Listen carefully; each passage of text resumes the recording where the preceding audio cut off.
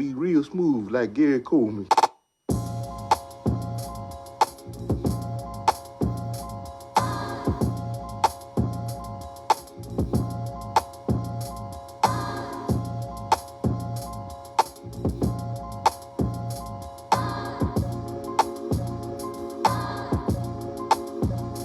Gonna be real.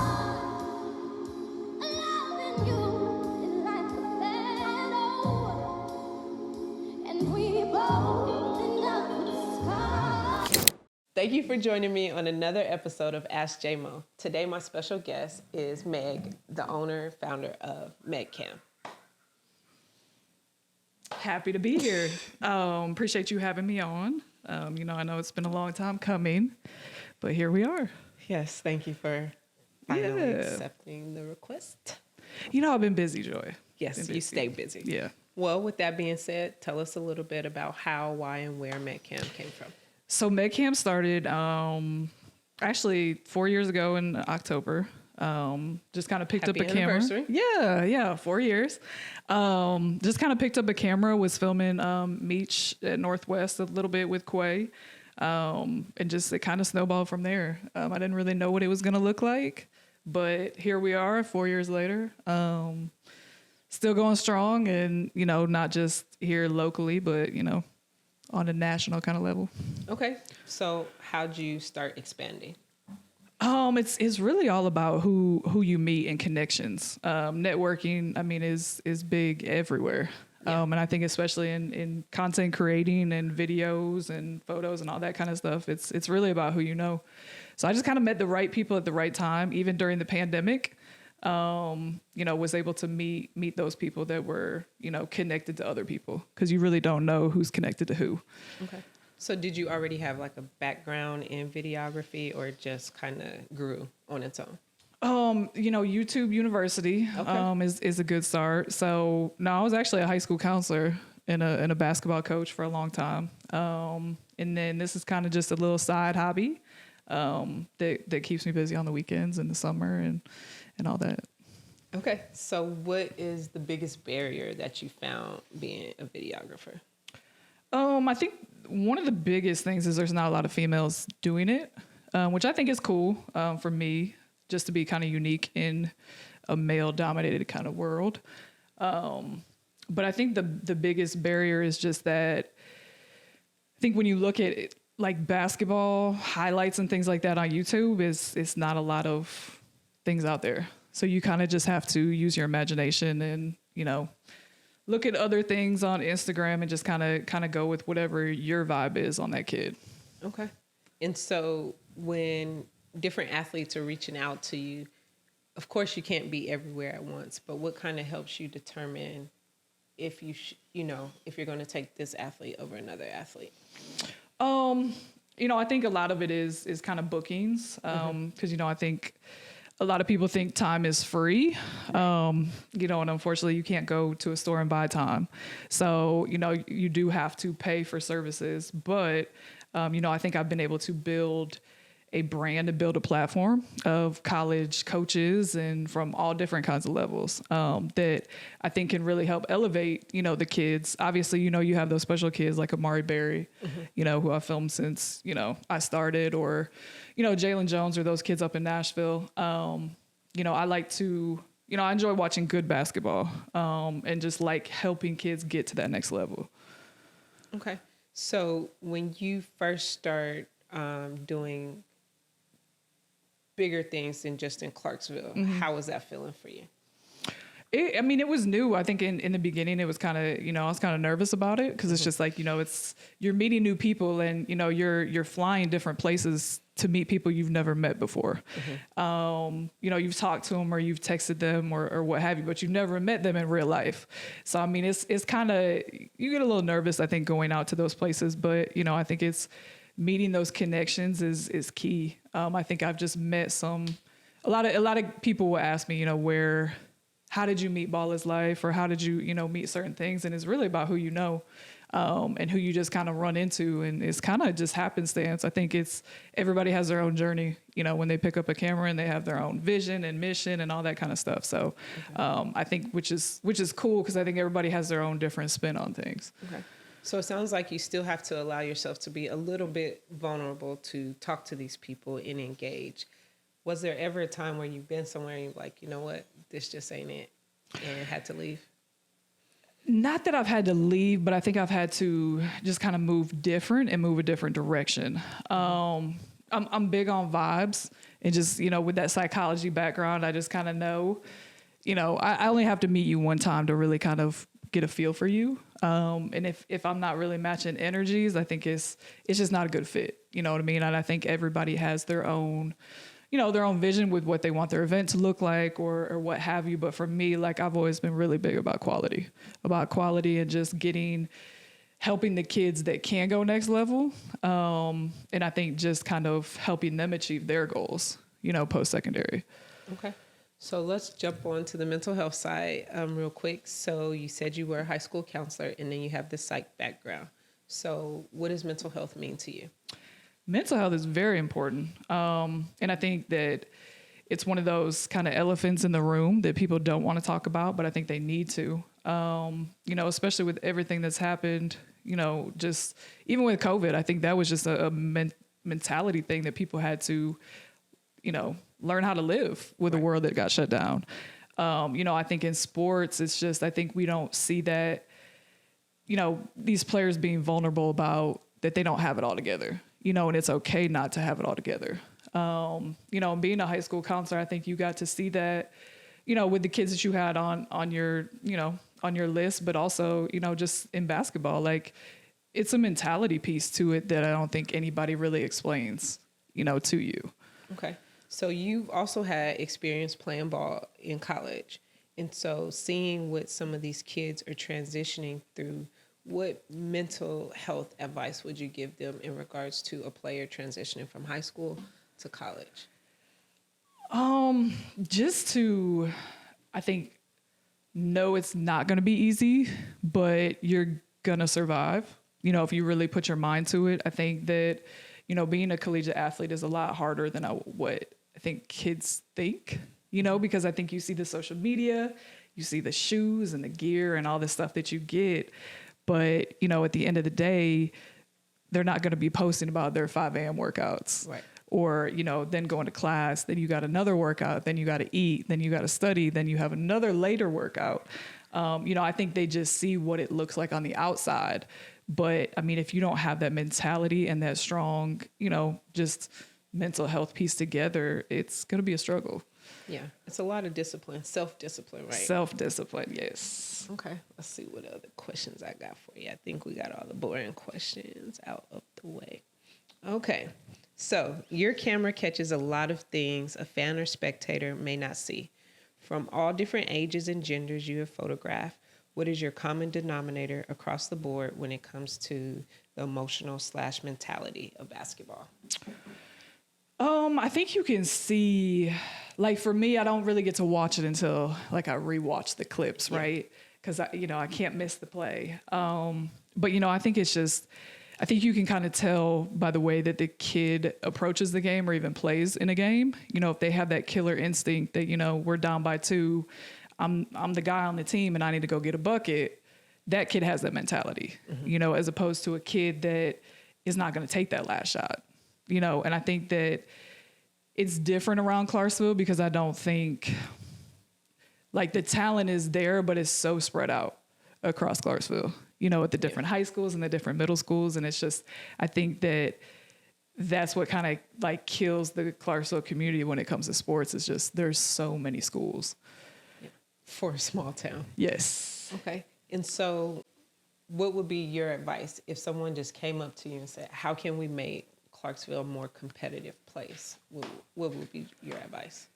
I think you got to be realistic. I think that there's a lot of parents, a lot of players, a lot of just people that are unrealistic with, just their talent level, their skill level, and what school is the right fit for them.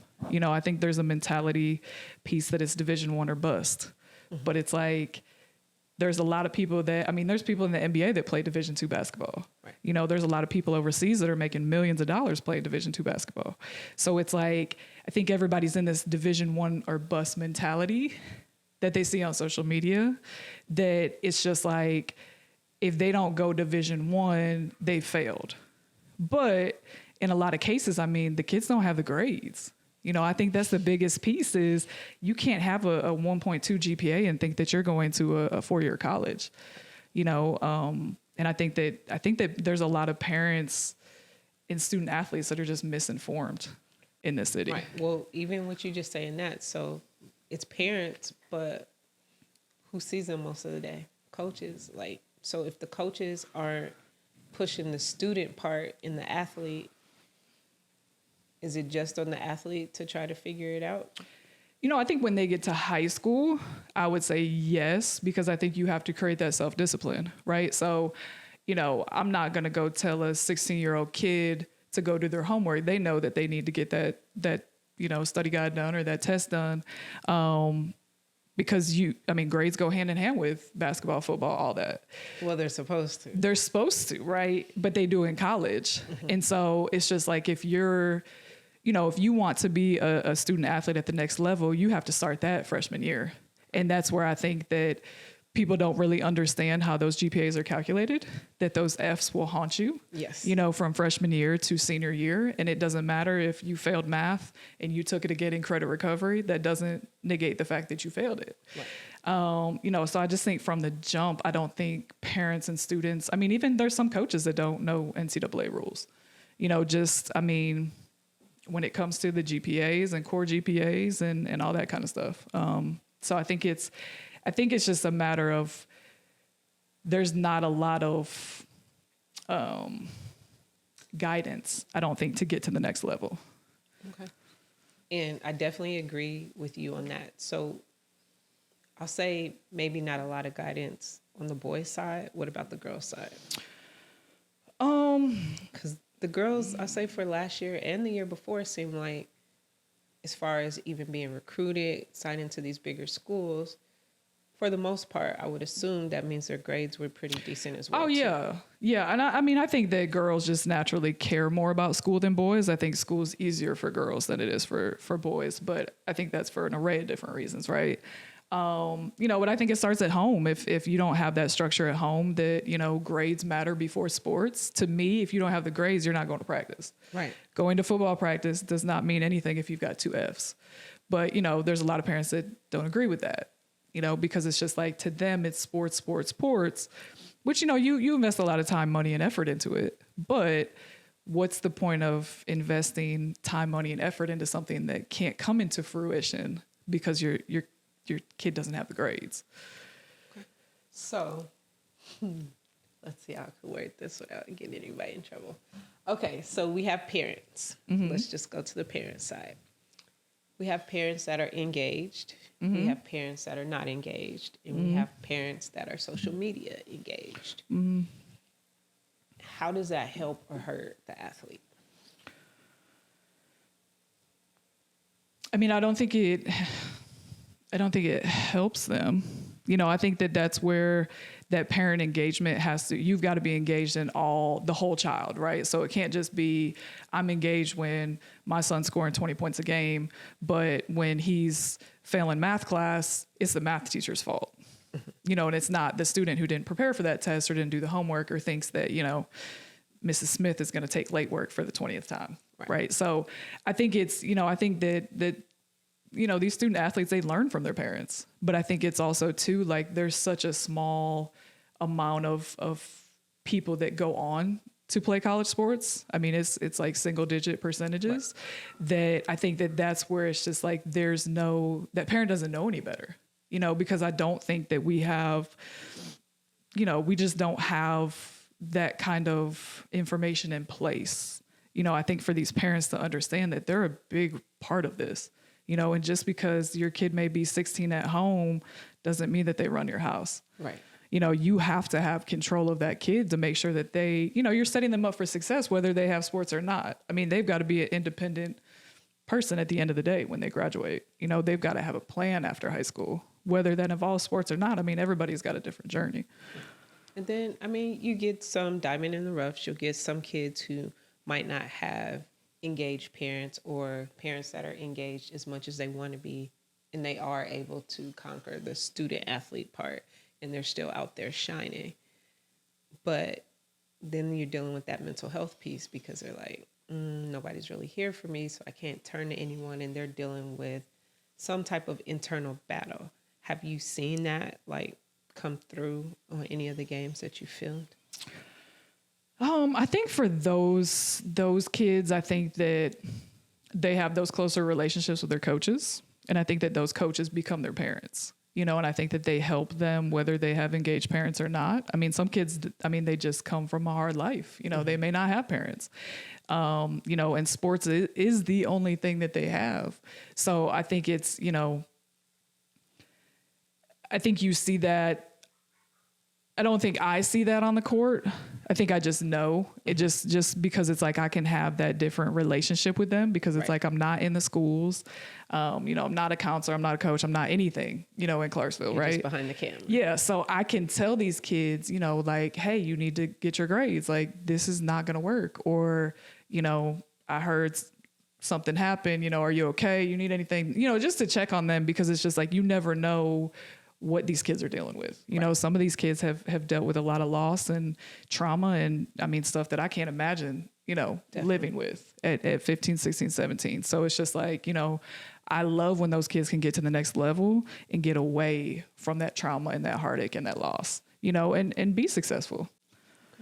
So I've talked with a few athletes who feel like this is all they have as far as sports. It's who they are. I take the time and ask them, like, well, who are you? Oh, well, I'm a football player. I'm a track runner. No, that's what you do. Who are you? So when it's time to transition and they can't transition to college or to something else, what advice would you give them? I think you have to understand, like, I think that that's a big transition piece. Like when you leave college, right. And you've played for like 16 years of your life and that's all you've known. And you have to transition to, just being a regular person. Right.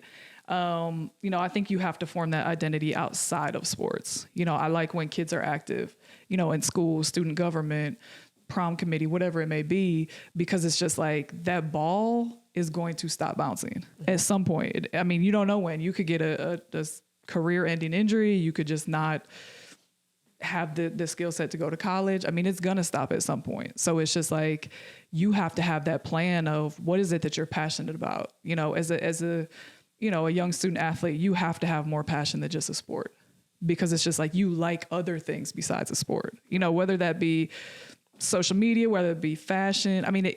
You've got to find what it is that you're interested in because at some point, like, it will be over with, whether that's at high school or whether that's at college or, a couple years in pro. What are you going to do afterwards? You've got to have a plan. You've always got to have a plan. Okay. So tell me one of your favorite moments that you've captured on camera. I think the favorite moment, I think would have to be, there's a lot, Joy. I've been a lot of places. I know, but one has to just stick out to you. I think for me, just, being from Clarksville and following Amari, I think just her going, to her dream school, I think is a cool thing for me. Okay. I think just to be able to watch her, since 8th grade, just kind of change and grow and mature into, a completely different person than what I met her in 8th grade. Mm-hmm. And just kind of see it full circle because it's just like, I've been there since 8th grade just to see, her excel, her failures, her, but watching her, just be happy with her path and her choice. I think when a lot of people thought she could go somewhere else, mm-hmm. She chose what felt like home. And I think that's what it's all about is getting that kid to the next level, whatever it may be, because it's, again, not everybody has to go Division I. Right. Okay. So take Amari out of the situation. Who do you prefer to film, girls or guys? I think it depends on if the girls are good, or the boys are good at that time. So I think for me, I like to film. I like to film just good, like good talent. You know what I mean? Just a good, wholesome. It's not showboating. Like the points just come naturally. They're passing, getting their teammates involved. You know, which I mean, me being there impacts that, right? Yeah. So, you know, I think it's just whoever is better that day, that's who I want. You know, whether it's boys, girls, I don't think I really have a preference. I just I enjoy watching quality basketball. Okay. So I know you ventured out a little bit from basketball. You got some football clips. Did you ever go through with any baseball clips? Not yet. Okay. Not yet. So outside of basketball, is there any other sport that you really feel like you would really enjoy filming? I like football. You know, I think I'm just not as, you know, I don't know football as well as I do basketball. So I think that's kind of why basketball is easier to do. But I think football has more of those exciting moments that I don't think basketball has. You know, volleyball, I think, is something that I'll get into next year. I think that volleyball is very different than it was when I was in high school. Okay. I mean, these girls can jump out of the gym. Yeah. So I mean, I think just, you know, I just haven't had that kind of clientele.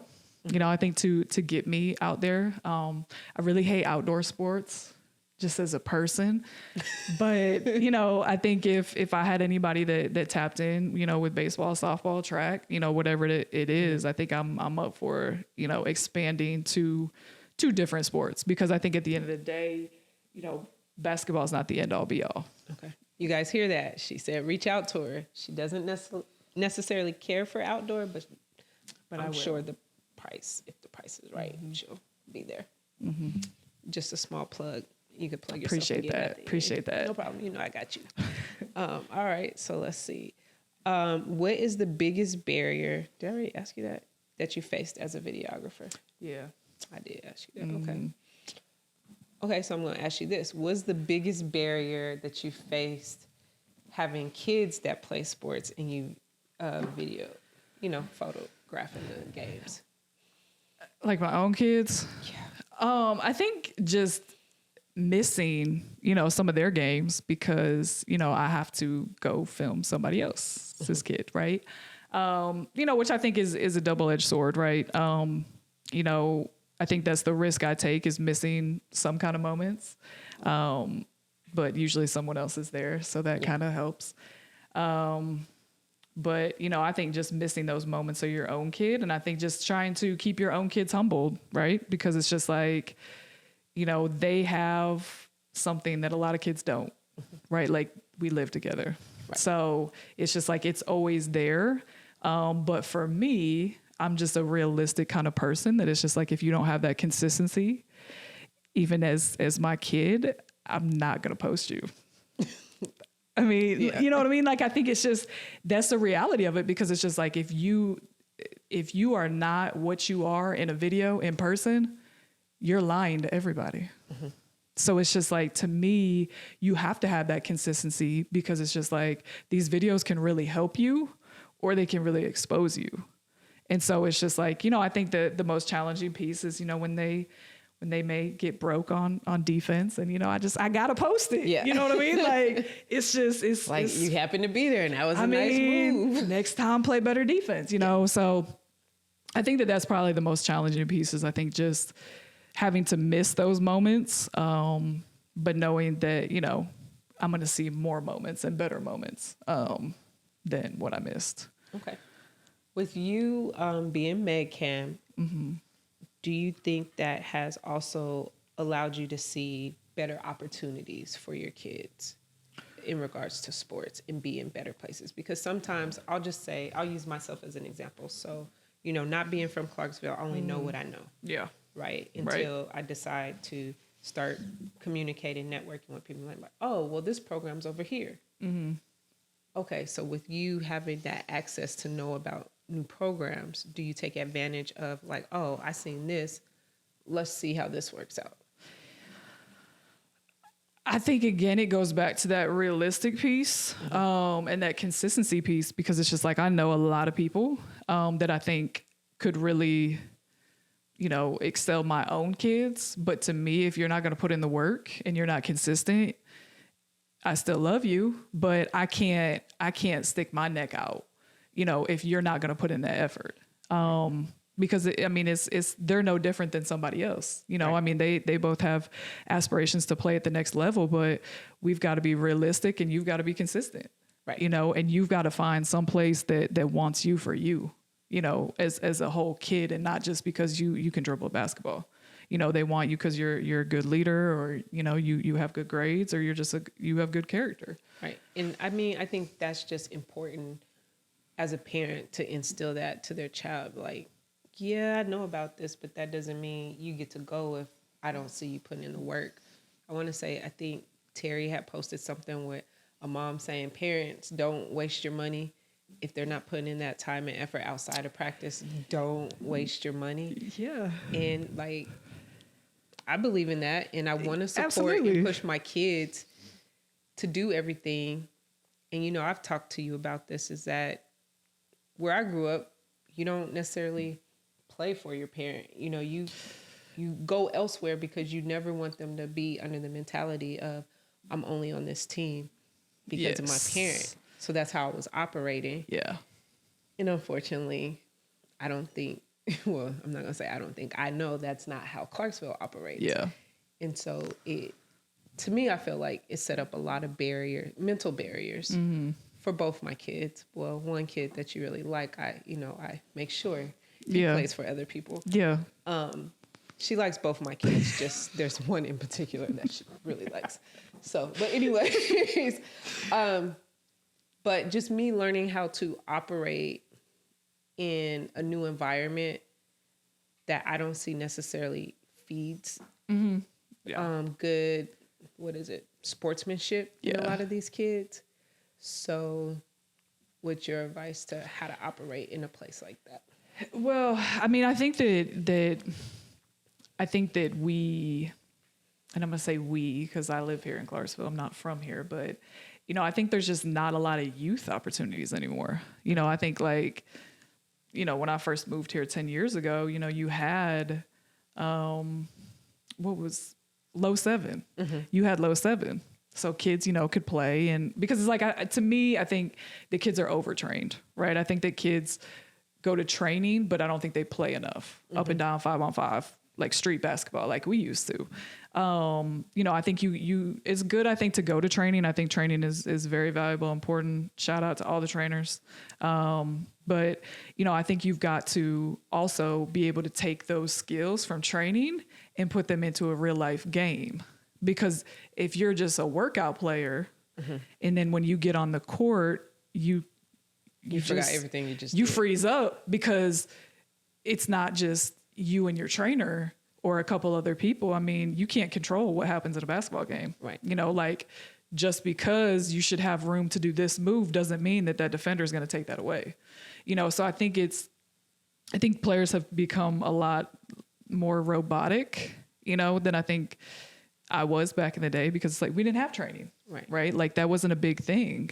But I think Clarksville just doesn't have those youth programs that get kids involved or just easily accessible. Like, yes, as simple as sidewalks, being able to get to a rec center that you can actually be at after school versus, we get there, the gym's closed for the adults. Yes. We just don't have any of those, even just community centers, rec centers, getting a gym, just like to have an event, for example, like just to have a run, I can't get a gym.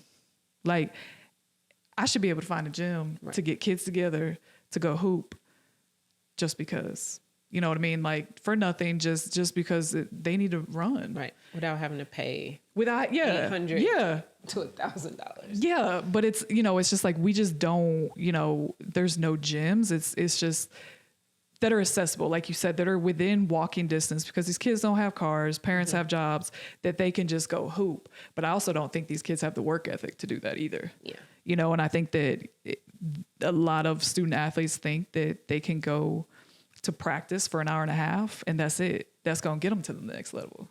And no, it's not. Like you have to put in that work outside of basketball, because if you go to a basketball practice today, you warm up, you get loose, And then all you're doing is really going over plays. You know, you do 3-man weave or what have you. And I mean, a lot of it is just instruction. So it's just like, when are you going to work on your individual game? You have to stay longer, you know? And I think that that's where it's like, we have a lot of, I think, athletic, talented kids in Clarksville, but it's just the work ethic is not there, or it comes too late. Yeah. You know, you can't get serious about a sport senior year because now you're panicking because you're about to graduate. And now what are you going to do? You know, and I think that it's just, parents have got to do their research just on AAU too, because it's just like, if you're playing for these AAU programs, you know, at a high school level, and these AAU coaches don't have college connections, what are you playing for? Right. Or even at least the ability to know where to sit, you know, Yes. what tournaments to enter in. Yes. You're just playing because that coach wants to say they have a team. Yes, yes. But then also, I'll just say, even when, you know, I had a group of kids, what was it, 2023. And so we went out to Kansas City. No, we went out to somewhere in Kansas to play. And it's like, all y'all do is argue. We're not talking about anything about basketball. As soon as we get in this game, y'all fighting. Y'all wasting my time. Oh yeah. I mean, it's wasting time, money, effort, like all the things it's wasting. And it's just like, I think the AAU has just, it's really just become kind of, everybody plays AAU. Yeah. But it's like, you have to almost, and I hate to say it, but that group, it's like we had to talk funky to them just for them to really play and come together. And it worked for 2 games. Okay. So now we're playing in a winning bracket and y'all fighting. Yeah. And now ain't nobody wants to pass the ball. Nobody wants to do this. And then they arguing the whole way back. And it's like, what happened? You guys worked so hard to make it here, but your pride, your discipline just went out the window. And like you said, they don't get to really play that much. They only get to play at school, or if somebody has access to a gym, they train but there's still no, what is it? I can't even say this word. Camaraderie. Camaraderie? Yeah. Yeah. I got you. Thank you. Yeah. You know, amongst each other, just to do better. Yeah. To push each other to do better. Yeah. I mean, because it's just like, I think that's what, everybody's got their own journey. Like when you sign that letter of intent, there is not 2 lines for you and your friend. Right. Right. So like, that's what I've always taught, you know, anybody who wants to listen is, you know, you have to achieve your goals. You yourself are the only person, you know, you can't, it's gotta be, you can have that friendly competition, I think, to push each other, but everybody's on a different journey. Right. You know, and it's just like, that guy may go Division I, that guy may go Division II. You guys just can't go. You know, you don't have the skill set, you don't have the grades. There's other factors that may prevent you.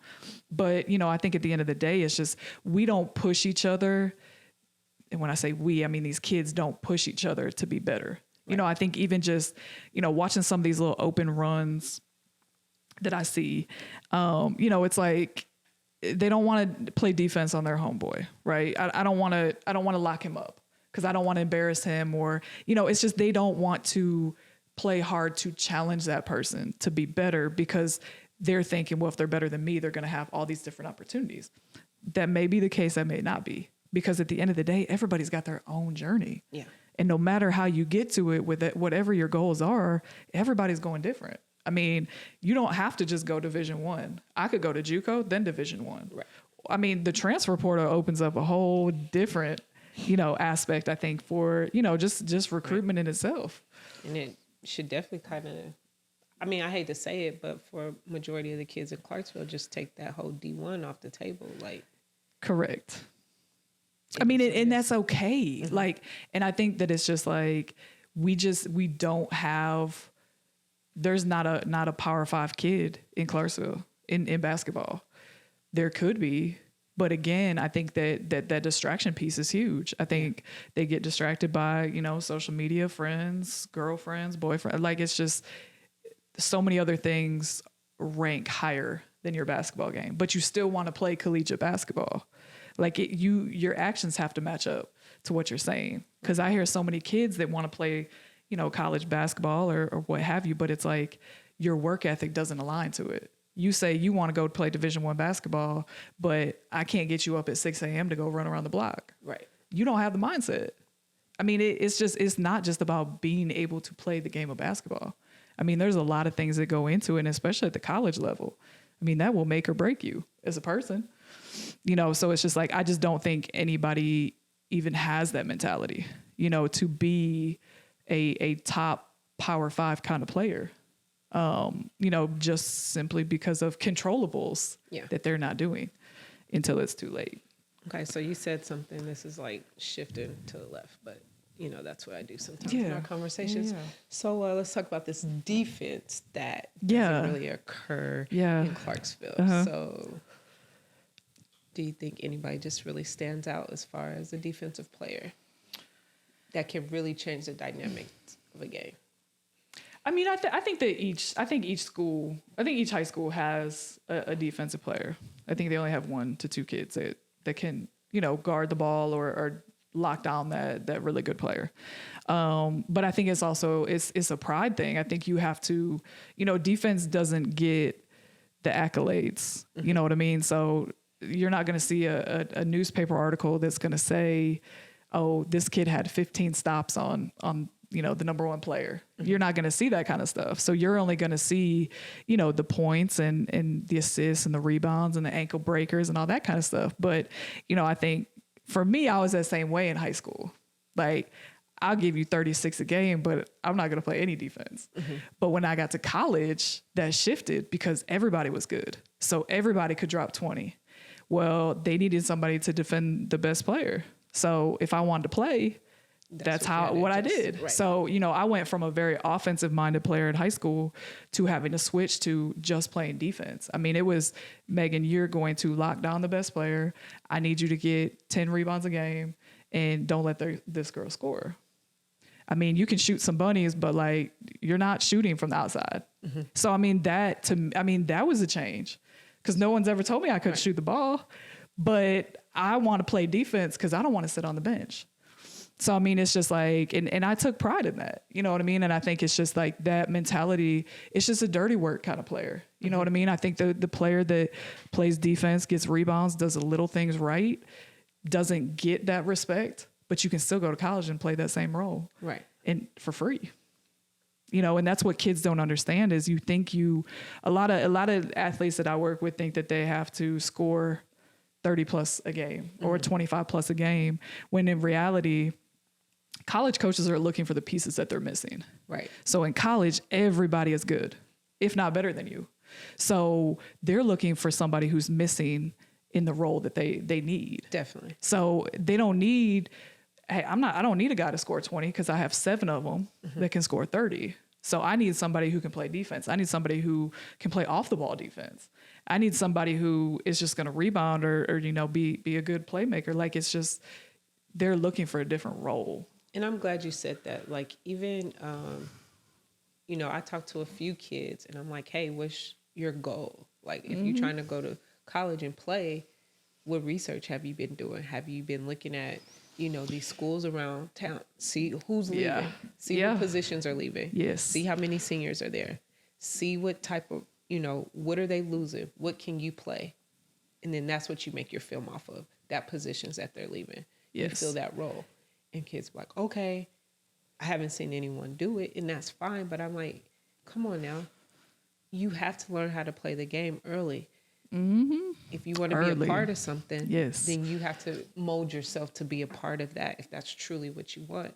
And be okay that you might not get the accolades in regards to what you thought you could be. Because sometimes a coach might see something different in you, and you just have to be willing to accept that and learn and grow from that, or that pride, and you're just not going to get to play. Yeah. And I mean, I think we just don't, I think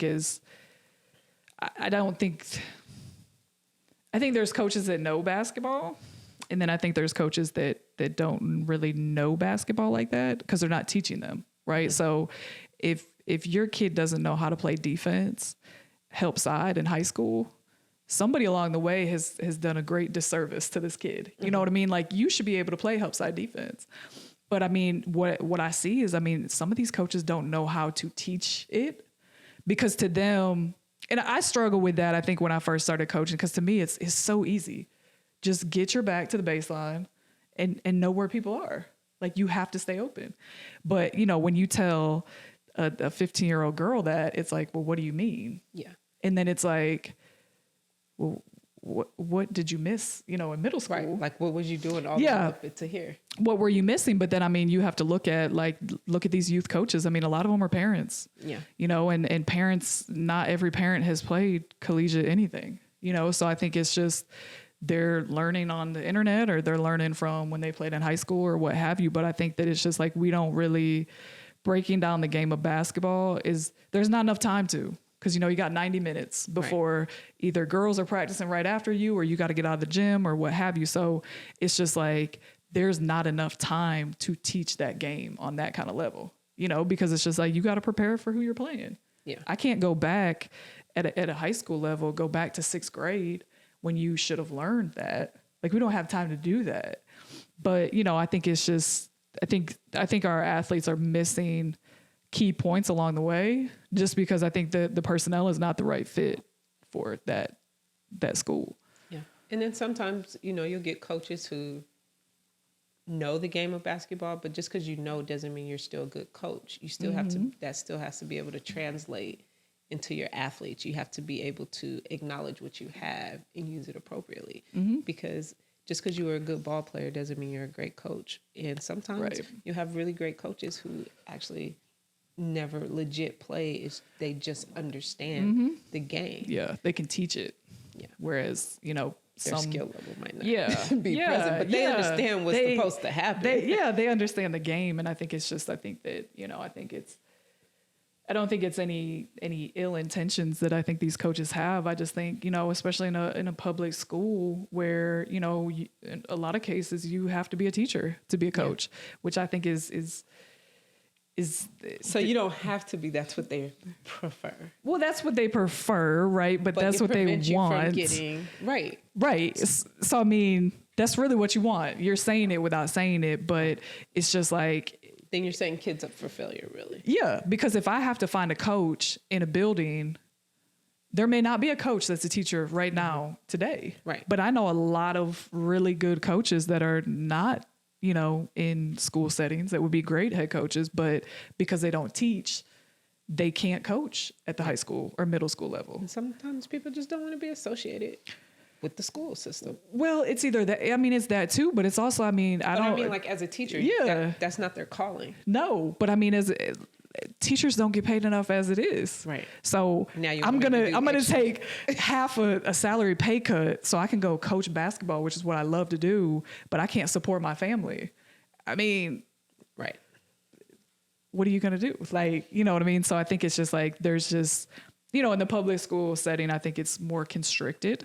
You know, I think private school, I think they have more room to, you know, not necessarily have that head coach has to be a teacher or everybody on staff has to be a teacher, you know, and I think that those programs are more successful because they can coach without being in the school setting. They could find a coach that actually knows what they're doing. Yeah. Okay. Yeah. All right, we'll leave it right there so we don't get anybody in trouble. Okay, so next question is, what are your thoughts about the current process of recruiting compared to when you were recruited? It's different. So, you know, when I was in high school, long time ago, you know, it was VHS tapes, right? Like social media didn't exist. Right.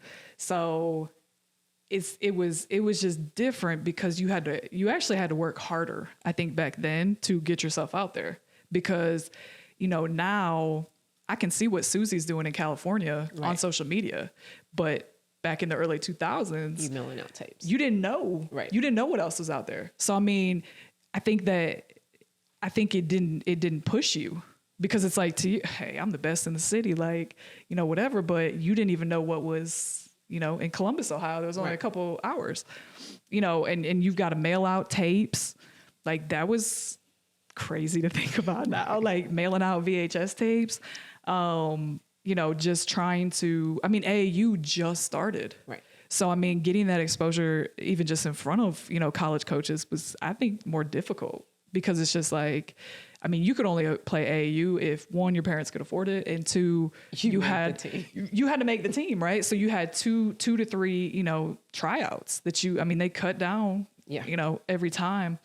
But, you know, I think just geographically, there wasn't a lot of programs. It's not like how it is now. Definitely. So, you know, I think now the power of social media is crazy. Like, I think just how these kids are getting offers off like videos that that I do, but I mean, that a lot of, you know, us do, but it's just to get an offer from a video, like, that's just wild to think how far it's come. But, you know, I also think it's that double-edged sword of, you know, kids get stuck watching and becoming fans of these kids. Like, I would never be a fan of somebody else in my class. Like, I want to be better than them. Right. So, like, I'm not going to be a fan and try to get pictures and stuff with them. Like, I want to be better than them. So I'm going to go back in the lab and I'm going to work on, you know, whatever. Right. But I mean, it's just nowadays, I mean, it's just so easy. I think the access is there, you know, because I think you've got your elite camps, you've got your live period tournaments. You know, they can come to high school and watch. You know, I think it's a lot easier. And I mean, easier, you know, just in the ways, but I don't think it's easy to get to that level. Cause I mean, these kids have gotten good, like just to watch like girls talent. I don't know if I could play in college, you know, with the talents out there. But you know, I think it's just the recruitment piece, I think it's a black hole to a lot of people too, because I don't think people understand like how to get recruited. Yeah. But I think also just when we were growing up, the game and the acceptability of women playing basketball has changed drastically. Absolutely. And so it's like, you know, you got put in this box or saying like, oh, well, you can only do this, you can only do that. And so as time progressed, it's like, oh, y'all are good. Y'all are worth watching. Yeah. Y'all are actually doing things. Oh, yeah. I mean, I think that, I mean, even like, I mean, I'm not going to lie. I thought girls basketball was boring even when I played, because I'm just like, there's not a lot of competition. You know, you got maybe 1 to 2 girls on a team that are good. And now it's like 1 through 7 are good. Yeah. You know, but I think just we're finally, I think, waking up as a society to see that, you know, females can hoop and they're more entertaining. You know, I think even just watching LSU last year, the girls, like, and just how many people, millions of people watch that game. But, you know, it's because it was fun. Like, it was fun to watch. They were good. I mean, it was competitive. And it's them collaboratively instead of just one person coming out trying to look at what I can do. Well, what about the other 4 people you got on the court with you? Oh, yeah. I mean, I think these teams that are just have that chemistry and just more, they're about winning, you know, and I think that's kind of what, like, I always wanted to win, right? Like, in everything, I want to win. Like, even today, I want to win everything. Right. But it's like, I don't think these kids nowadays really want to win. Like, I think they are cool.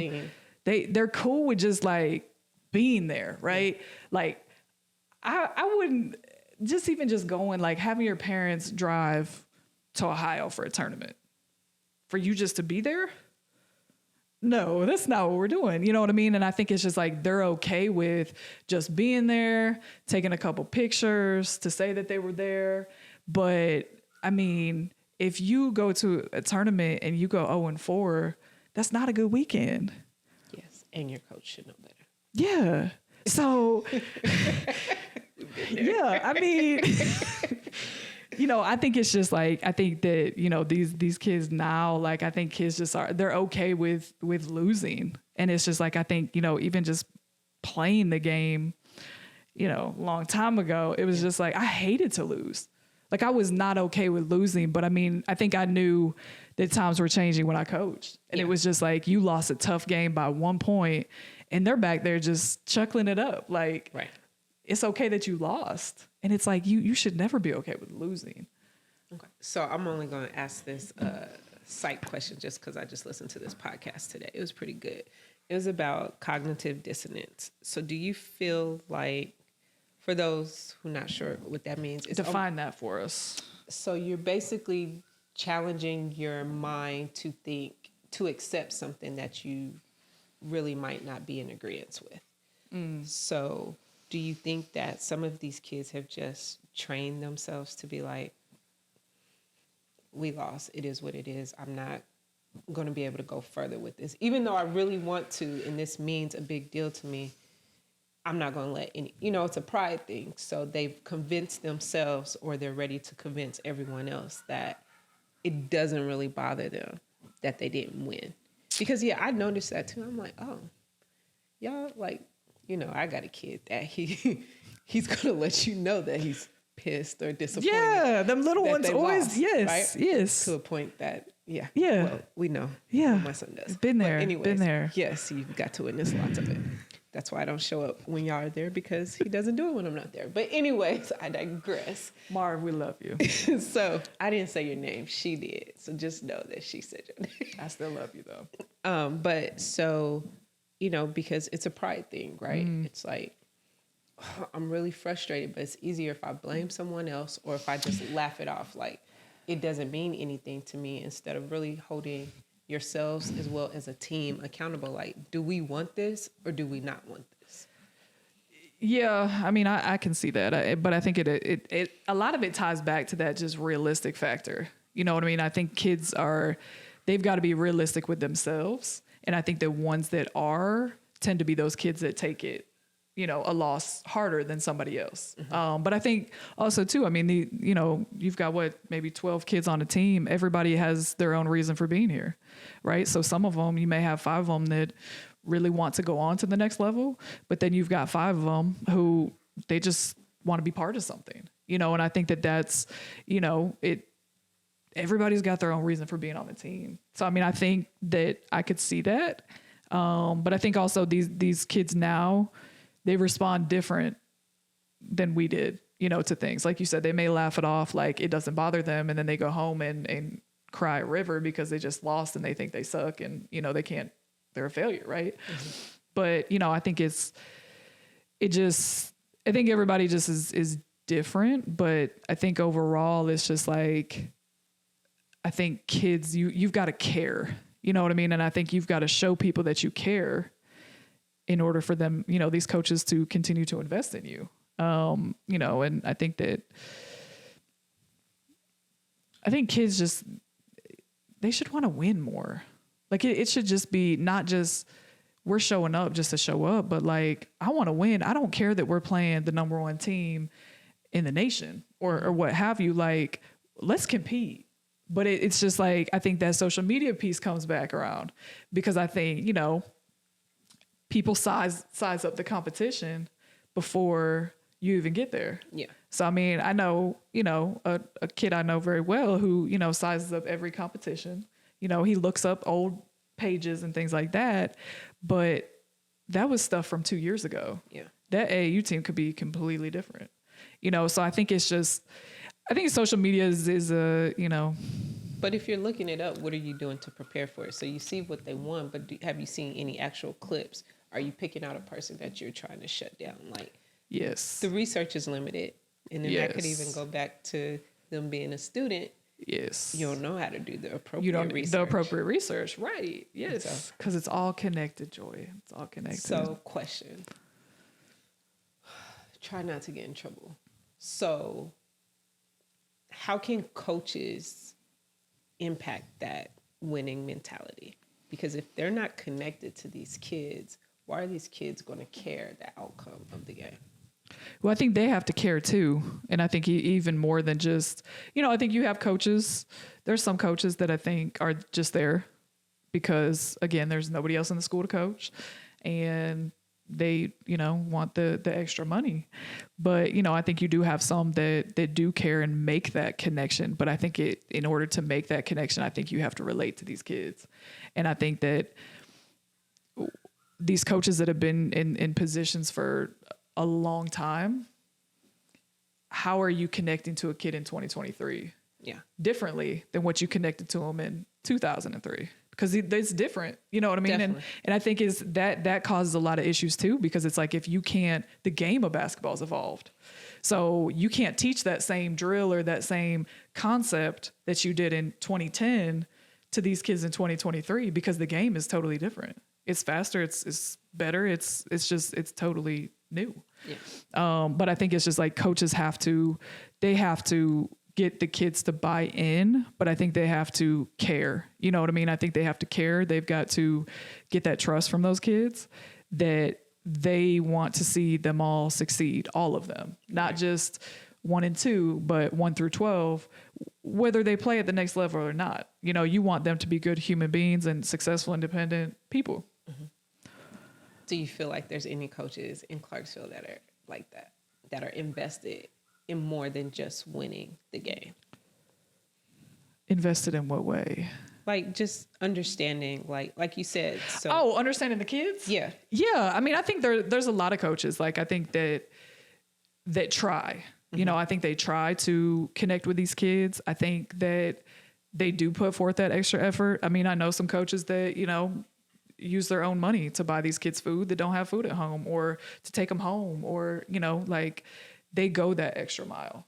I think a lot of them do, because I think you just have a different array of, you got kids that come from good home lives and you got kids that don't. So it's like, you have to be able to connect with both the good, you know, the kids that come from the good home life, that got parents and structure and, you know, guidance, and the kids that don't, you know, and I think you have to put more emphasis in those kids that don't, because it's like, you may be the only person they have.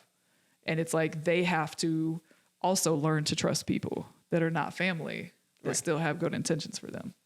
Okay. So do you think there's any coaches, not any, do you think these coaches, or that there are some coaches really pushing that there's more to life than basketball?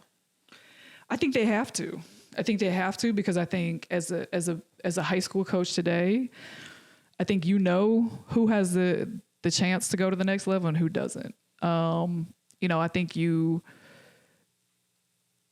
have to know, you know what I mean? And I think it takes those conversations, but I think it's also the parents need to have those conversations with the coaches, because the coach may not know that Johnny wants to go play college basketball if you don't say anything. But it's like, also too, does that kid's work ethic align to, you want to play Division I basketball? What are you doing extra that's going to get you to that level? Whether it's Division I, 2, or 3, you know, like JUCO. And I mean, there's so many routes that you can go, but it's just like, do you have that work ethic and do you have the passion? Because you really have to love the game to play at the next level. Right. And sometimes we just got to be realistic about the situation. You might have the passion, you might have the work ethic, but sometimes we just don't have that ability. Yeah. I mean, I think it's just nowadays it's about height too. You know what I mean? Like in Division I, if you look across the rosters in these high major schools, I mean, it's 6'5" and above as guards. Yeah. So it's just like, you may be limited because of things you can't control, right? Like mom and dad are short. Like it's not, you know, it's not a dig, but, you know, I think you have to be realistic in, you know, everything from academics to stature to skill set to ability. I mean, just because you love the game, I mean, you could do other things with it. You know, you could be an agent, you could be a trainer. I mean, there's so many things that you can do just because you love a sport, that I think kids need to be more realistic. Right. You like know, if you truly love it, then you're going to do anything you can to be around it. yeah. But I think they lose that part of, you're going to do anything to be around it. It's like, oh, it's only one way or I'm done, which isn't true, because you never know what you doing something else, just being around it, can lead you into. Yeah, I mean, you've also got to go. You've also got to go to the next level for the right reasons, right? Because you'll find out real quick if you really love the game or if this is just something to pay for school, right? But I mean, just who knows? You play basketball. Yeah. Say you get hurt, whatever. So you start training. Mm-hmm. You know, being this physical physical therapy training, yeah right? You get a full scholarship doing that. But because you were so worried about not being able to play, mm-hmm. you possibly missed the opportunity, whole opportunity yes. just to still be around it. Yeah. So I think it's even letting these kids know that there's always more than one way to reach a goal. Oh, yeah. And I think it's just having goals. You know, I talk to so many kids that, what is your goal? Mm-hmm. Like, what's your post-secondary goal? They have no idea. Right. And it's just like, you're about to graduate. Like, you've got to start, like you said, do your research, you know, whether it's, I don't think nowadays you have to go to a 4-year college. I mean, I have a lot of degrees that I wish I could take back so I don't have to pay student loans. You know what I mean? Like, but it's just like, there's so many things that you can do to stay around sports or not. But it's like, I just wish these kids would have more goals after high school, because I think it's just, I think in this community, which I'm not from here, you know, like just have been here in the last decade, but it's just a lot of kids don't go anywhere. Yeah. And I think that for me, like, I want my kids to go far away so you can experience being uncomfortable. Yes. So you can experience who you are. You can experience having that independence, not having your parents doing your laundry, cooking, cleaning, picking up after you, and you have to become an independent person. Oh yeah, definitely. Already, like, kids looking at school, they're like, oh, why you don't want them to stay? Why would I? Why do I not want them to experience life? Yeah. Because all that they know here might not be what they actually want to be or have a chance to experience out there. Absolutely. And I think even just like, you know, I think my first class at West Creek was 2014 class. I think was the first graduating class. I mean, I see so many of them just doing nothing. You know what I mean? Just here, I mean, they're working fast food or working this or working that, but it's just like you never went anywhere because they didn't have any goals. Yeah. You know, they didn't have a passion. You've got to find your passion. You know, what is it that you want to do? Because everybody can impact the world. Yeah. But I think, and it's not just for here, because I'll say even Denver, when I haven't been back in a long time, but even when I would go back, it's like people are just stuck. You're in that still talking small about the same town. thing, Yeah. and Yes. it's like, Yes. they're like, oh, Joy, you're doing this? Man, I just left. Yeah. And I seen that I could do this. Not that there's plenty of opportunities in Denver, but I want to do it somewhere else. Yes. Well, and I think that that's when you get outside of your hometown and you get uncomfortable, that's when you learn the most about you. Yeah. And I think that for me, coming from a very small town, like I think it was a village is what it was. It's like less than 10,000 people. Coming from there to here was, I mean, there's a lot of people here, you know what I mean? But it's just like, it's so small town. It's still small. It's so small town. Like when you live here for a while, it's like, man, these Clarksvillians, it's so small, but it's big at the same time. But they don't accept that it's small. And They don't. And I'm sorry. Like, I'm this sorry. is a town. And they're like, no, it's a city. I grew up in a city. Yeah. I'm sorry. It's not like. But I think it's like for me, I want my kids to go far because I think it's just like, that's when I learned the most about myself is when I went 8 hours away from home. And it's just like, I can't get in the car and just go home because I have no friends. I don't know anybody. Like, what am I going to do? But I think for me, I wanted to go far away. Yes. You know, I mean, I went to college an hour and a half away from home, which was far enough, you know, but I could still get back if I needed to. Yeah, I definitely went across the country. Yeah. Yeah. And I mean, but it's like, I think that for me, it's just like, it's just about learning who you are and who you want to be and where do you want to be, you know? And I think that that's what people ask me all the time. Are you going to stay here, you know, forever? I don't think so. You know what I mean? Like, she's not. I don't. Sorry, she's not. I mean, it's just there's it's cheap to live. That's what I like about Clarksville. It's cheap to live. I mean, the people are nice. I like the people. But I mean, it's just for me in what I'm doing, there's not a lot of opportunities to be connected to something bigger and better. Right. Because it's just like, I think for me in just doing this videography and photography, it's just like, there's so much more outside of Tennessee. Yeah, I'm just waiting for you to get to the professional. So you're like, oh, well, I got this homegirl who is a therapist for athletes. Yeah. So, you know, I'm all about the network. I hear you. I got you, Joy. But, you know, I think that, you know, I think at some point I think that that's why I don't spend a lot of time around here. You know, I think just going outside of Tennessee, I think is just, you know, I mean, even going to Georgia, like there's good kids all over, but it's just like, there's not a lot of what we do all over. And I think that that's where, you know, I think I don't think people really invest in what I do now around here as much as what they should. Yeah. Which is why I'm not here a lot. because I completely understand that. yeah, I mean, I think that it's just like, it's, you've got to, there's just so much parents don't know. And I could talk all day about what parents don't know and what I would like to teach them. I mean, you could run a special. Our good friend will help you set up a tutorial. Yes. And put it out there. Yes. Okay, last question before we move on to the last segment. Are the high school teams that you have filmed for preparing the athletes to be top tier recruits? This is all the schools, right? Yeah. Okay.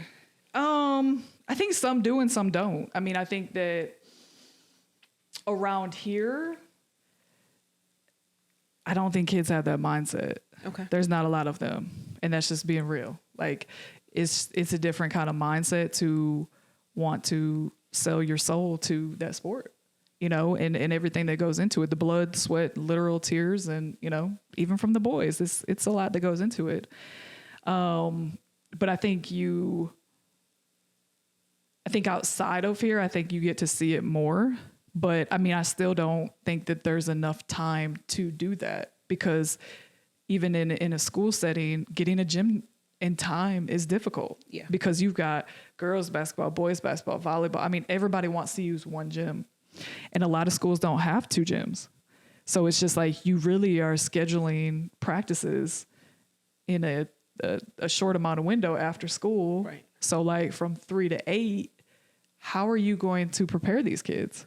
Because it's just like 9 times out of 10, there's only one weight room. Everybody's got to share it. It's just they don't have the means, I don't think, to prepare kids for like a Power 5 school, but it's just like at places like IMG, I mean, that was a whole different, Yeah. I mean, that was like, whoa, it's just, but that's what they do. They prepare these kids for the league is what they prepare for. And they have the facilities to do so. But it's just like, I think that schools are starting to get those strength and conditioning coaches, which is awesome. I think that that's a big asset to the school if there's funding for it. Right. In private school, I think you have more-ish funding. But I mean, in a public school setting, I mean, strength and conditioning coaches cost money. They do. So where's the money coming from if you've got to pay these 3 assistants? I think it's just, they're limited by, a lot of it is money. So, I mean, I don't think it's that they don't want to prepare them. I just don't think that realistically there's access to preparing them. I think you can prepare them for college, but, I think it's just different. I think if you've not been there. Okay, I'm gonna leave that one. I'm not even gonna touch. What are you gonna say? Say it. We have a lot of coaches in town that have been there. Been there a long time ago, though. Doesn't matter. Okay. I mean, should it matter? I mean, I think if you don't evolve as life in sports has evolved, I think you can still be stuck in whenever you were there.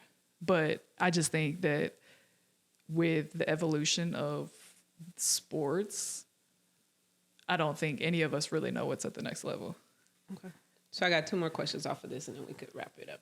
So they have the new rule or whatever in place, right? About no more one-on-one. It's so many fouls, I think 5 fouls, and then you're shooting 2 shots. What do you think about that? I hate fouls. Like I just hate, I think it's just kind of kills the momentum, of games, because I think what Tennessee really needs is a shot clock before this foul change. Because it's just like, that's what's at the next level is a shot clock. And that thing is ticking down every time you touch the ball. But in high school basketball, you got teams that will hold the ball for minutes at a time. Yes. That's not realistic. That may win the game because you're stalling, but I mean, that's not preparing that kid for the next level because you only have a set amount of time in college. Right. So, I mean, I think that it'll be interesting to see kind of what that whole foul change does. But I mean, I think I think if kids knew how to play defense, it wouldn't even matter. The whole foul change. Yeah. Because, I mean, you should sit back and defend your player and stop using your hands. Okay. So, your pick. I already know who you're picking for the girls, but what's your prediction for this year in Clarksville as far as who's going to the... For boys? For boys and girls. I already know who you're going to pick for the girls, but still.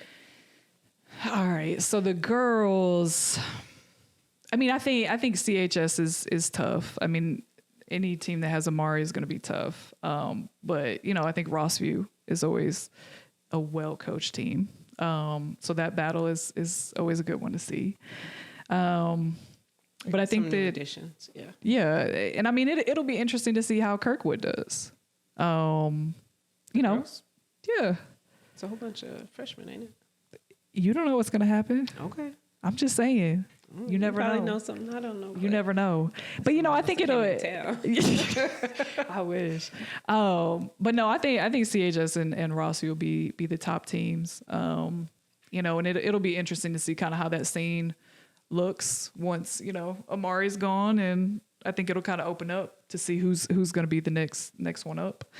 Mm-hmm. For boys, I think it's, you know, I think Rossview's always going to be the favorite. You know, I think they have the highest talent. You know, I think they have good coaching. But you know, you have to.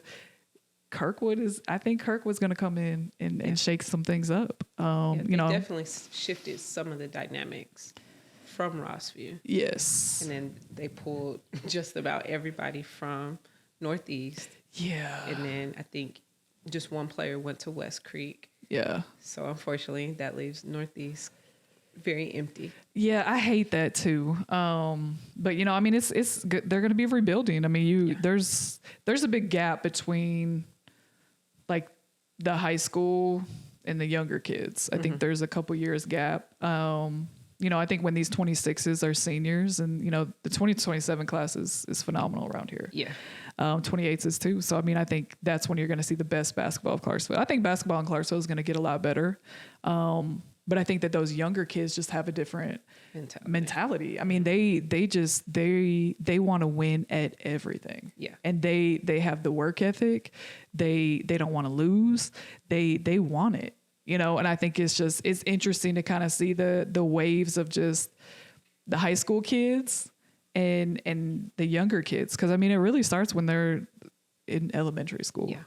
And I think even though with the younger group though, there's so many at all of the schools that it still just gives you a better competition versus everybody just at one or two schools. It's pretty widespread right now. Yeah. Yeah. And I mean, I think I think you're just going to continue to see the same thing though. I mean, with the high schools. Yeah. I mean, whether it's at one school or just a couple schools, I mean, I think you're just always going to continue to see kids are always going to go, you know, where the cloud is. Mm-hmm. You know, so I'm excited to see what Kirkwood does. You know, they have a really good coaching staff, and I mean, they're young. Yeah. But I mean, they got some seniors out there that are in a position now to really show, you know, who they are and their ability versus being on a team full of athletes where you might not get as much opportunity. Yeah. And I mean, I think they are creating a new wave, I think. And I think it's just cool. Like, you know, the guys that are over there just,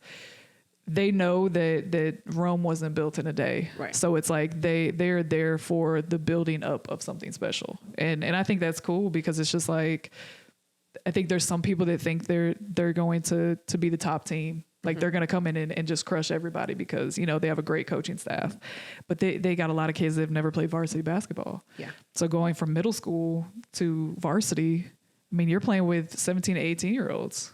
So, I mean, coming up as a freshman, I mean, it's just different, you know, just with body size. Because a lot of them still were having a hard time just adjusting from playing AAU.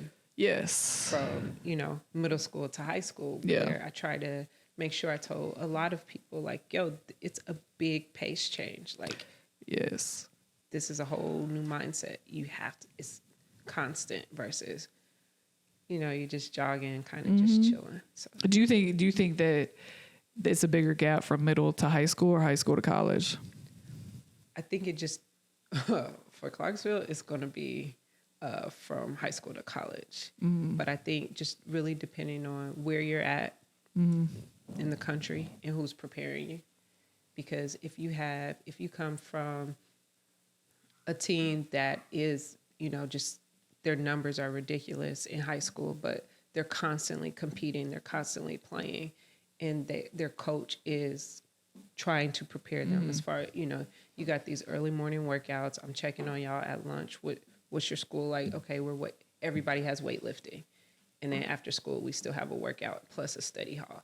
You might have some coaches like that. I know just when I was going to high school, the coaches were like that, especially at East High School in Colorado. Like he's one of the top coaches for high school, Coach Carey. And his mentality for getting them boys to the next level was intense. And if you couldn't handle it, you weren't going to play for them. Yeah. And so I think it really just depends on the area that you're in. And, it's not like, there were pretty great players, I feel like, that came out of Colorado. They're pretty decent. We got Chauncey. Yeah. And so, Chauncey. But his brother was a good player too. And so there was lots of people that had the opportunity, but you also had to know that you had to be ready to play for a specific type of coach. And like you said, if that mentality is not from any coach, it just has to be, is the coach just wanting to win here? Yeah. Or do they want you to win overall? Yeah. Well, and I think that's kind of what, that strength of schedule matters. You know what I mean? And I think that's what you've got to get out of Clarksville. Yeah. Like, even just as a kid, you can be the best kid in Clarksville. But if you can't go 40 miles north, south, whatever it is to Nashville, like, you got more work to do. Right. Because it's just like Clarksville. And I hate that's like, people get so narrow minded on Clarksville. Like we're pumping out, high P5 kids, that are going to Duke, Carolina. Like, no, like if you're good in Clarksville, you're the top kid in Clarksville, that's an accomplishment. Take that to Nashville and see if you can compete with those kids, because kids in Nashville have a different mentality than kids in Clarksville. Yeah, they want it. They want it because, that's the only opportunity that they have. Yeah. So it's either I'm going to go to college and play whatever sport it is because my home life is not the greatest and I don't want to be a part of that. But in Clarksville, kids don't have to do that. Right. You know what I mean? I think that they have different opportunities. Yeah. Well, they just don't have that mentality that there's something bigger and better than where they're at. Yeah. So, it's just like, I like when these teams play Memphis teams. Like, if you can compete with a Memphis team, hey, you might have a shot at a state championship because that's who you have to get through. But it's just like, if you're just playing it's the same thing with AAU. If you're just playing a local schedule, getting to that next level is going to be difficult. Yes, but just make sure you're winning the local schedule before you decide to go to Memphis. All right, let's move on to the last section. So I asked you to do two things. Come up with a question for me. Yes. And then you're going to randomly have to pick a question. So which one you want to do first? I don't care, whatever you want to do. I have my question. Okay. My question for you, right? Yeah. Okay. Are you ready? I don't know. Joy. What is the legacy that you want to leave? I want to be, so I'm not rich by no means necessarily. But I do feel wealthy just as far as the compassion that I have for people. So the legacy I want to leave is that I did my best to help others become better.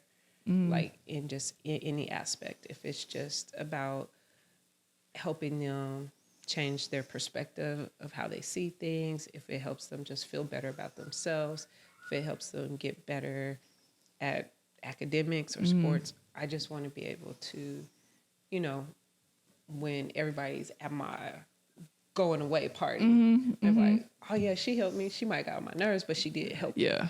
That's the legacy I want. Which I think you do. I think you you do that every day. I mean, I think a lot of times there's times that you put other kids before your own. Oh, you know? yeah, and they hate that. And they hate it, but I mean, I think they get to see why. You know what I mean? I think they get to see your purpose. I think they get to see that these kids need you more than maybe your own kids need you that day.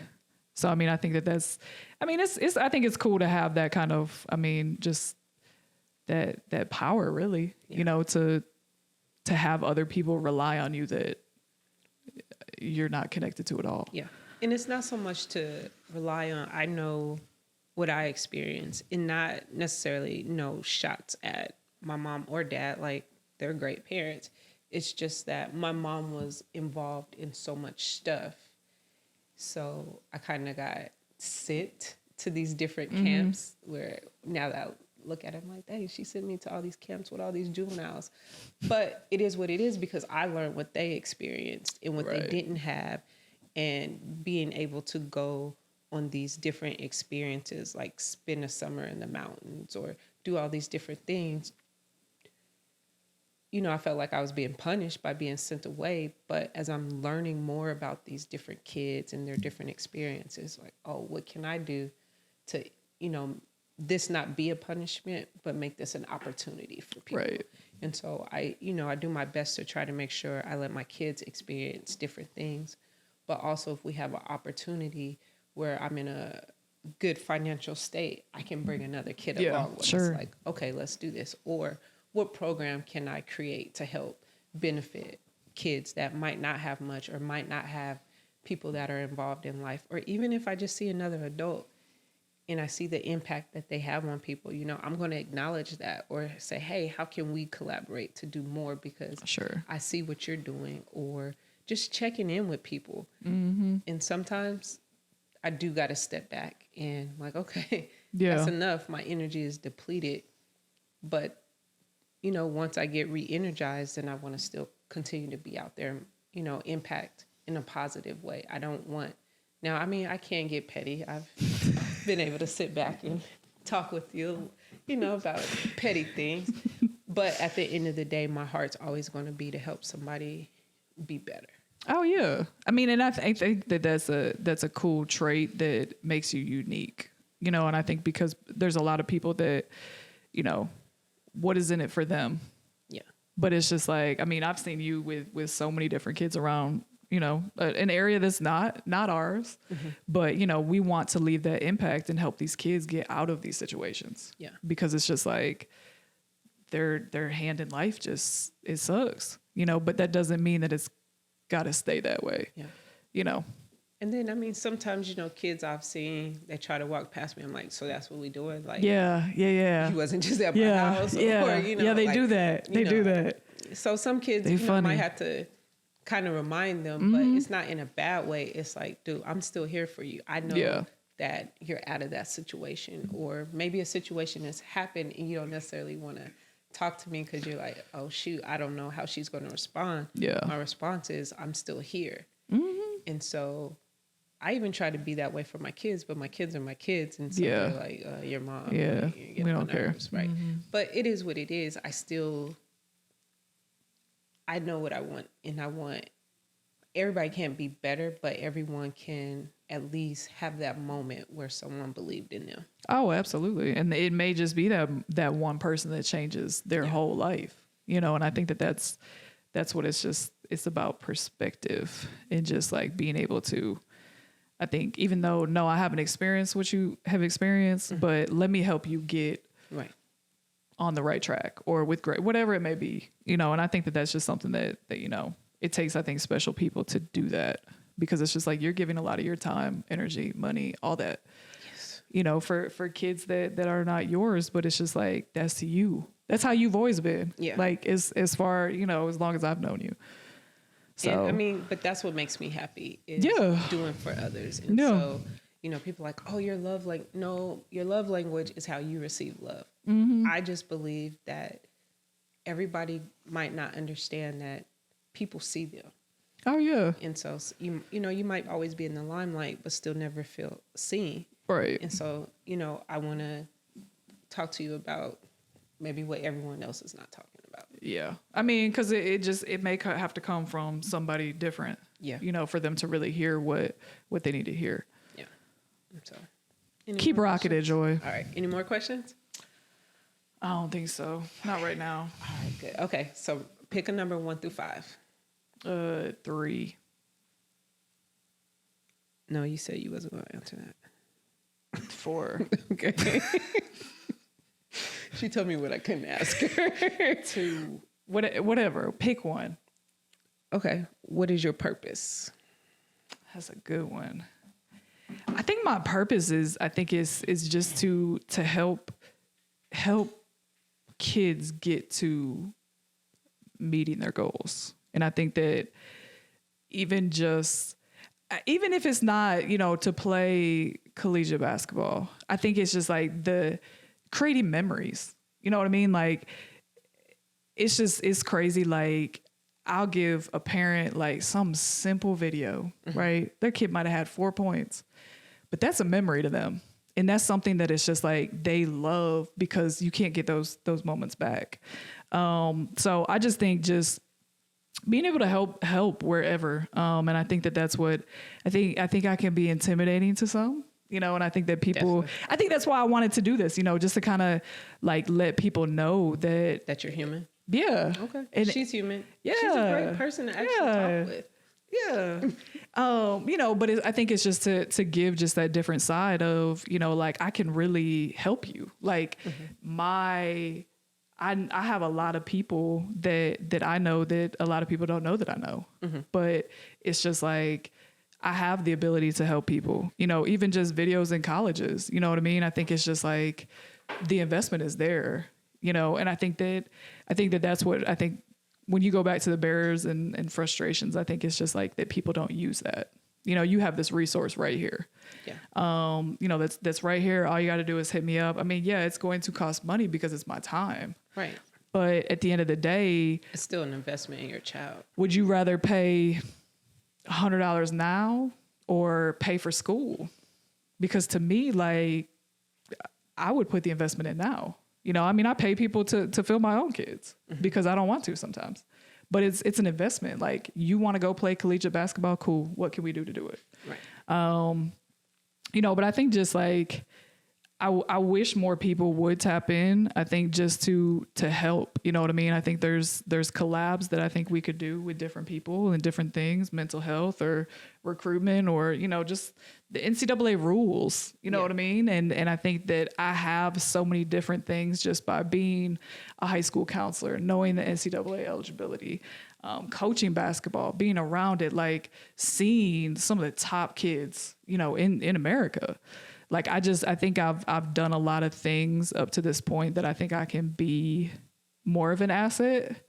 You know, people just give it a chance. You know what I mean? I think just even, you know, thinking what am I going to do next? Right. Like what would be something that I could branch out to? You know, that's why it's like, I'm tapping in with a recruitment company, you know, out of Florida, just to bring that up here. Because parents are just not informed enough to know. You know, you think going to all these exposure camps and AAU tournaments all over creation is going to get you a college scholarship. It's not. Right. You know, I mean, I've seen parents that have spent $10,000 in a summer and nobody knows their kid. You know, and I think it's just knowing the right things about college sports, high school sports, recruitment, just grades. I mean, all of it. I think people just need to tap in more, I think. And I think that, you know, even just, I think I get kind of that I think a lot of people wonder why I don't stick around here. And I think it's just, it's more of just, people don't really need me around here or don't want, you know, what I have or whatever. But I'm going to find somebody who will, you know what I mean? And I think that that's what, you know, I'm always going to find something and stumble across something. Okay. So I was supposed to get a question from my last guest, but I forgot. So I'm going to ask. You forgot to get the question or? Yeah, I forgot to get the question. So I'm going to ask our good friend, Mr. Wright. You got a question for Meg? You have no questions? I wasn't prepared. Okay, I got a question. That man said he wasn't prepared. But he doing all this. What advice would you give to your son, that's my son, for this upcoming year? Talking about the younger one. Yes. You know, favorite. I think just control what you can control in everything. You know what I mean? I think even just in sports, in the game, in practice, at school, I mean, you can't control the narrative. And I think that so many kids want to control, I mean, even as adults, you want to control the script. But I think just with like my real job life and just life, right? Life is lifing. I think you have to understand you can't control everything, and you can't control how a kid feels about you. You can't control how a parent feels about you, Or what the ref says. or what the ref says, because I mean, it's a ref shortage, right? Your son, too. Your son to go ref? Yeah. Oh, but no, he can't control the ref. Not. Oh yeah. The oldest one. Oh, You know, just as a side gig. Yeah. Oh yeah. For young adult. Yeah. Yeah. I would totally do that. Run the clock, do all that. But you know, it's just like, to me, I mean, it's the same thing as teachers. Like, refs don't get paid to listen to that all game. I mean, you know, so it's like after COVID hit, I mean, a lot of people left that profession. So now you're faced with just getting who you can get, who may not know, they may not be a ref for all we know. We know. We know. But, you know, I mean, it's just like you can't control what the ref is going to call, you know, and I think that like, that drives me crazy when that's what I hear at home. Well, the ref wasn't doing this, or the ref you didn't make that shot and you turned the ball over. Like, Right. It was not anything to do with that. That ref did not cost the game. So, you know, I think it's just with the younger middle school, you just can't control everything. And I think it's hard because, you know, you want to, right? You want everything to fall your way. Mm-hmm. But, you know, I think you learn more about yourself, and you grow up when things don't fall your way, you know, and it doesn't go your way. And now you've got to understand that you don't control things. Because if you learn that early, when you get older, you're not going to be mad and cussing at work because Right. Well, we things hope don't not. go your way. We hope not, right? I mean, he might. I do sometimes. Yeah. You just go on mute and then you just, send him with you. you know, he just needs a little TLC. That's all right. That's all he needs. Bring him on. Y'all anyway. Bring him on. But no, thank you so much for chatting it up with me. And Yeah, thanks for having It wasn't me. long. Gonna be real smooth like Gary Coleman.